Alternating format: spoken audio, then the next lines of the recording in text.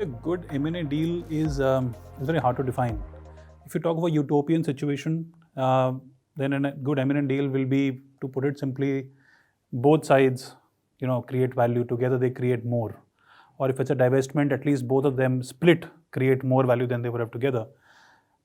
It sounds very simple, but if it had been so, I would not have a job. We won't have a deal advisory practice. But so, just to give you a flavor of how things can differ, for example, if you're looking at a pure merger, where you're looking at a company which gets assimilated into another company, then the core of that will be how can you increase the total value of that business together by aligning, streamlining the operations, by having cultural alignment with the team, which is very, very important. And on the other side, if you look at something where you're looking at a minor acquisition, which is not in the core of the same business, it really differs. If it's a small company which is more of an entrepreneurial environment, then it may be that it has to be left alone for some time for it to grow and thrive, because the profit formula or the business models, if they are different, it is better they exist separately, for long-term growth. So it is very subjective, but I would say if you look at a general formula, you would say that within 2 years of time, a company which is able to drive and sustain value, a merger acquisition, it's able to sustain value over 2 years, is something we typically term as a success. If you sustain for 2 years, you typically can go the long run.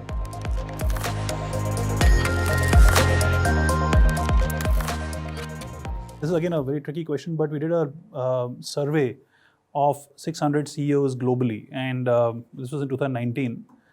What we really found is that there are three things we found, right? One is there is no substitute for experience. How do you sort of take control or integrate a business? The entire process of cultural alignment or manpower that gets transitioned. What we've seen is that if you're able to retain key talent over a period of at least 2 to 3 years minimum, that sort of is a sign of a very good successful strategy. What we do see is that 85% of businesses that lost value in a 2-year period are the ones which had an attrition of more than 50% in their desired management staff. So it sort of gets correlated, and it's very important to have a value creation strategy or a roadmap in mind, and the will to execute. You can have a hockey stick curve showing a business model which is which sort of goes to infinity, but unless you have a very tangible plan, an operational roadmap, tangible KPIs linked to management and to staff, it's very difficult to drive that value creation. So if you're able to retain value staff, if you're able to put in the right experience, and if you're able to put in the right roadmap and execute it properly, I think that typically leads to a good successful deal.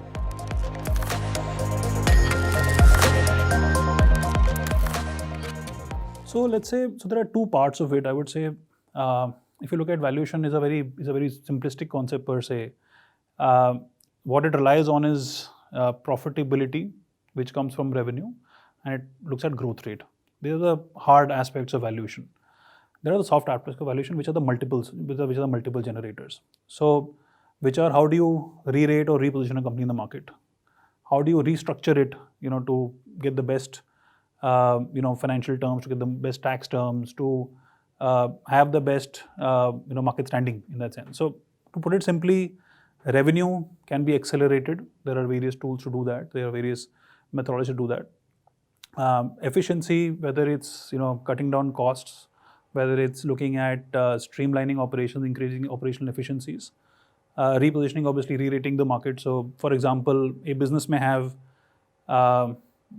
just for example, a re-rating is something like Asian Paints, right? Today, if you look at the company, it's a building material business, right? Eventually, but it gets valued as a distribution business. If you look at a company called Beyond Meats in US, it has crazy multiples. It gets valued, higher than even e-commerce players. It makes plant-based proteins. I think the entire angle comes as to how do you really spin a story, and how do you really, execute that growth story to have that position in the market. I think those are the 4 things that sort of work very important.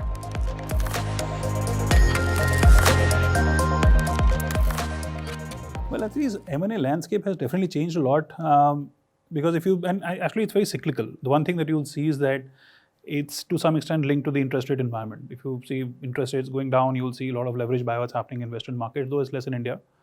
and at the same time you see interest rates going up, you'll see more equity funding happening in the market. So that is one larger financing landscape change. But what has happened is that if you look at 2008 onwards, there has been a steep increase in multiples in the businesses. They have been driven by liquidity in the markets. Now that liquidity to some extent, or I would say to a great extent, has been within the financial markets, within asset classes.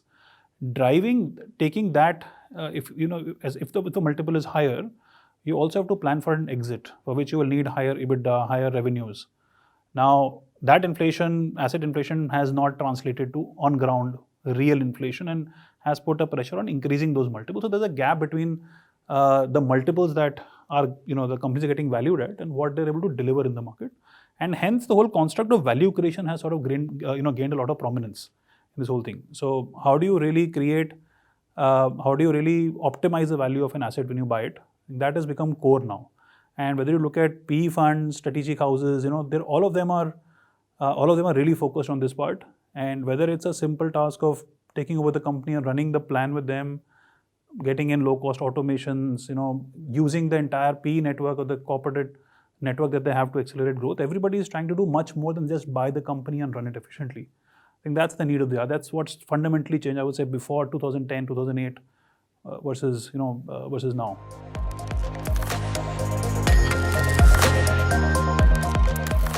So how the deal advisory market also changes that, there was a time when people could look at doing financial diligence, doing commercial diligence, doing, let's say, investment banking to some extent, and doing structuring. Now I think the market has changed a bit. The client's expectation is that you will have a 360-degree view of how a deal works. Now there's a softer aspect to it, and then there's the hardcore quantitative aspect, I would say. But if you look at it on the softer aspect, I think what really matters is your ability to have a point of view. To have a point of view on various aspects of business, which starts with having a point of view on the economy, on the environment, then going down. I think that is very important to have a start of a discussion. An organized mind is very important in this whole thing, because you are looking at various components and you're going to be looking at them all around the year. So on an average, an M&A consultant will look at anywhere between 10 to 30 deals in a year. So you have to have the ability to churn yourself faster. You have to get switch on, off, and still retain those 30 companies, at least the gist of what were the key drivers of the deal, to keep it with you. Other than that, I think from a hard stand perspective, I think the idea has to be, are you willing to look at beyond the numbers? Can you correlate numbers to operational KPIs, for example? Are you able to link and create a story around a deal that is happening? So I would say quantitative aspects are there to understand whether what is quality of earnings, what is quality of assets, net debt, working capital. There are many constructs which you can get trained at. But I think what will be really important is, how do you simplify data? You have a lot of data. How do you simplify, zillions of rows into, let's say, a 10, 15 item in a table? Because that's a message you need to communicate. It's not just you knowing it. You have a client with a very short attention span. You have to communicate your message really, really effectively in the minimum amount of words to sort of get the message across. And you have to be really up to date with what's happening in the market to understand where multiples are moving, where cost of capital is moving, what are the deals happening in the market, what are multiples, which deals are in the market. So you have to keep your eyes and ears open and build a very strong network. Deals is primarily, I would say, a network business, because you every year in advisory business, you start zero base. It's not like an audit. It's not like a technology business where you have subscription revenue. You have to go out there, and you have to deals are for everybody. Deals are once in a lifetime, once in a 5 year sort of affair, except for PE fund, which is a more regular source. So I think that would be about it. Ability to network, ability to simplify, and your ability to put in really long hours to work.